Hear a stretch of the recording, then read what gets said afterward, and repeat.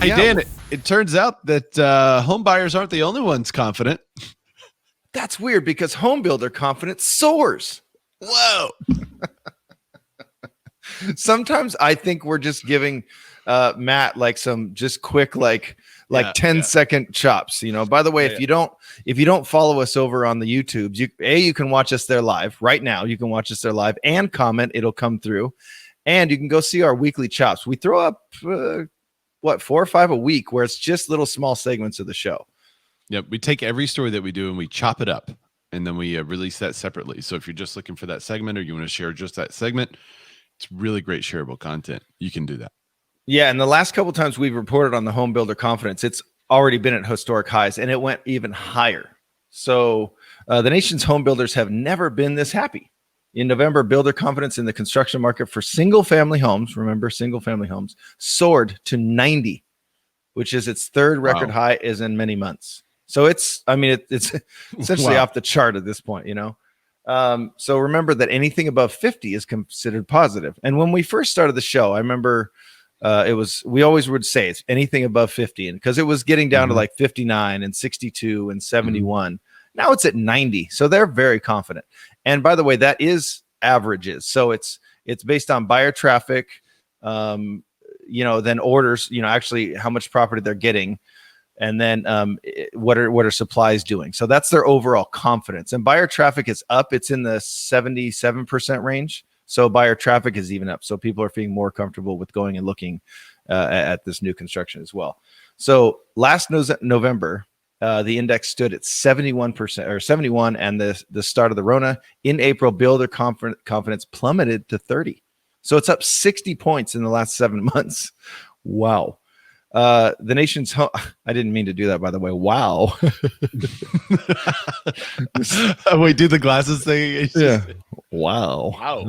Woo. It's just, I am on fire today. The nation's home builders have been benefiting from a very low supply of existing homes for sale, as well as a newfound consumer desire to live out in the suburbs. The stay-at-home culture of the Rona means buyers want not just more space, but specific spaces for working, schooling, and exercising at home.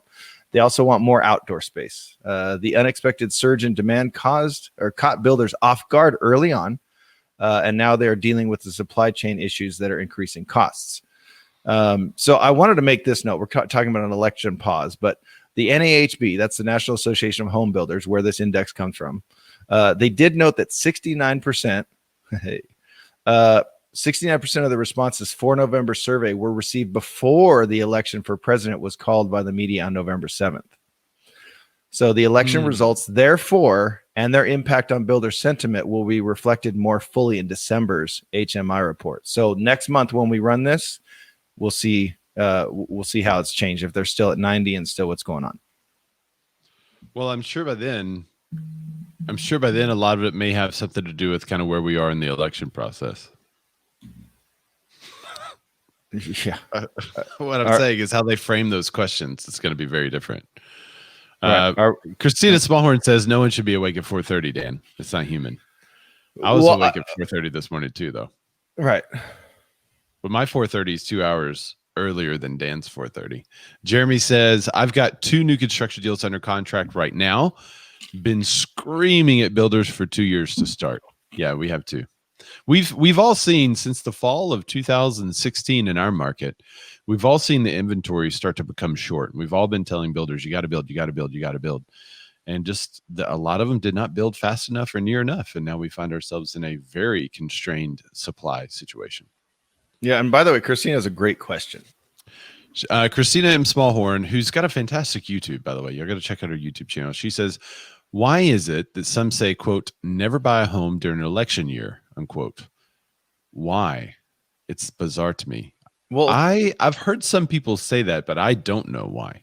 I've heard it a lot too, and I've never understood it. Like I understand the thought before, like, okay, this president is going to do this to the economy. If it changes hands, it's going to do this to the economy. Like, I get that, but we've had the best year ever, and it's an election year. So maybe it's talking about people that are buying for investments, and maybe just the unsurety of where your tax bill might lie, right? Like maybe that is why. I can't. Yeah, maybe. Like if you got to move, it's going to be better to buy a house than rent a house in general. And Right. most of the people buy a house because they want to live somewhere and not because they're just looking for an investment. The only thing I can maybe think of is like for tax year purposes, and I have clients doing this right now. They literally just got pre-approved. So like even if I got them into an escrow like right now, it's still going to be closing close to the end of the year. And with Christmas and all that, it may be delayed till the 1st. So they may not actually own the home until January 1st, which even if they closed December 15th, there's really no tax benefit of owning home now. But I just don't see that much of a change after, if there's a change of hands after January 20th, like the next day interest rates go to 5. Like I don't, and they're currently under 3% at like 2.7 something. So, and if that's the case, you'd want to buy now, which is the election year. It's literally the election thing, right? It's not an election year. It's the election now. So if you can find a house, which Katie Day says builders are so far behind right now, which is true. Jeremy James brings up an interesting point. He says, I've heard that election year is the lowest year in a cycle, and the following is the best. I've also heard that a lot of people kind of pull back on their buying habits and just kind of want to wait and see what happens. And then the next year you have pent up demand. Right now, they're saying November is the new May. That's what we said several weeks ago. The reason why is because the pent up demand from the COVID. You had all these cities that were shut down for a long time. And now I think people who are thinking about buying are trying to do it before there's another possible shutdown.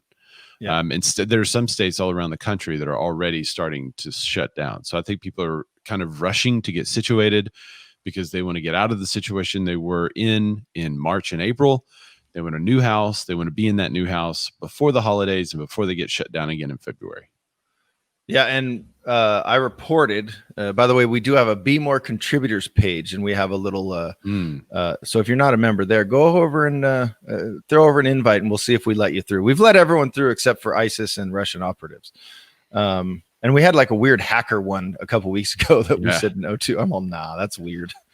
But you should have seen the information I got about Hillary Clinton off of him. Just saying. Well, he's got, I think everyone has all that now. I think it's not just hackers that have it. I think everyone has that. They know. It's true.